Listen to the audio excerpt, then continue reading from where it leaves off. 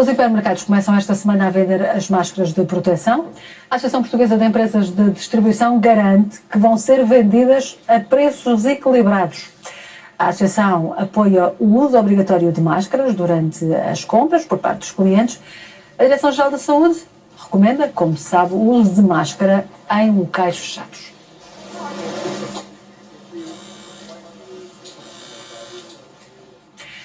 É uma das regras, uma das recomendações, o uso da máscara, para além da higiene das mãos e do evitar, por exemplo, levarmos as mãos à cara. É precisamente sobre este ponto que vamos falar com o médico psiquiatra António Sampaio. Doutor, bom dia. Há uma razão para nós termos esta tendência, vamos dezenas, se não centenas de vezes por dia as mãos à cara. Há uma razão para isso acontecer? Bom dia. Bom dia. Só para se fazer o reparo, não estou aqui como psiquiatra, porque isto não tem a ver com o meu interesse pela antropologia. E respondendo à sua pergunta, desde logo a nossa posição ereta dificulta muito, como imagina, o ir, por exemplo, beber um ribeiro. Não é uma coisa que se torne prática na nossa posição pelo menos de há 300 mil anos, mas mais, porque há primatas que também têm esta posição. Depois, existe o caso de que nas nossas culturas o que está à vista é a mão e a cara. Portanto, a sensibilidade tátil está na mão e na cara, porque o resto está bastante tapado e, portanto, depois, a cara é onde se encontram todos os sentidos. Tem a visão, tem o olfato, tem o paladar, tem o tato e tem a audição. Portanto, a cara é de facto onde tudo se passa em termos de recepção do mundo exterior, e as mãos têm essa função de proteger ou aumentar. Por exemplo, se eu quiser ouvir melhor, terei de fazer assim. Se eu quiser tapar o sol, terei de fazer assim. Se eu quiser não cheirar, terei que fazer assim.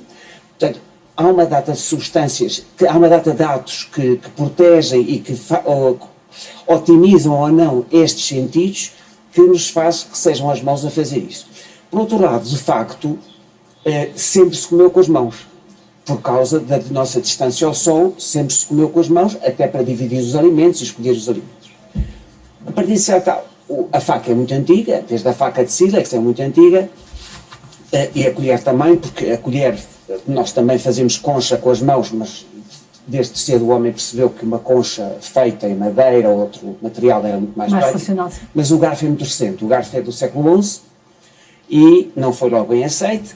Depois, sim senhor, passou a ser bem aceito a partir do século XI e pelo contrário, até houve a noção de que isso teria mais higiene, porque até ali havia um prato comum nas refeições, mesmo em famílias mais privilegiadas, que toda a gente ia buscar o seu bocado ao mesmo prato e depois as mãos tocavam todas umas com as outras, e com o garfo não, até porque o garfo mesmo que fosse buscar já tinha alguma asepsia, porque cada um tinha.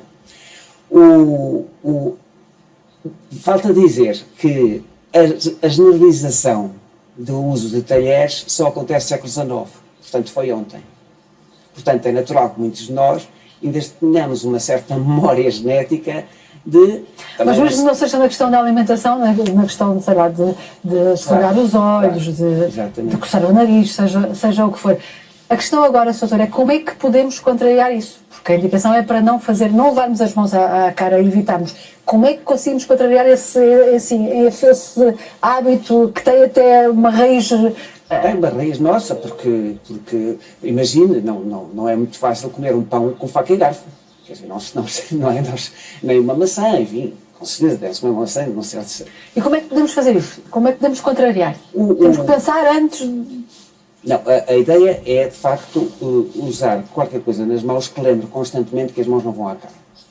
As luvas, por exemplo. Luvas, uns anéis espampanantes que nos lembrem que existem mãos, que existem, na intimidade, que existem mãos e que possam se lembrar que estamos ali e que as mãos não são para ir à cara.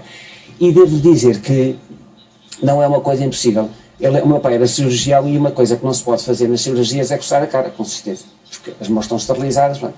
E ele dizia muito, é uma questão de hábito, depois aquilo coça e depois a coceira desaparece, aquilo desaparece, é uma questão de tempo, depois a comichão desaparece. E o homem tem uma grande característica, adapta-se a tudo, e também nos vamos adaptar a isto, certamente. Muito obrigada, doutor, por teres vindo hoje ao Bom Dia Portugal, a olharmos aqui nesta visão não tão da psiquiatria, mas da forma como podemos contrariar esta necessidade agora de não levar as mãos à cara, é uma das recomendações para evitar o contágio.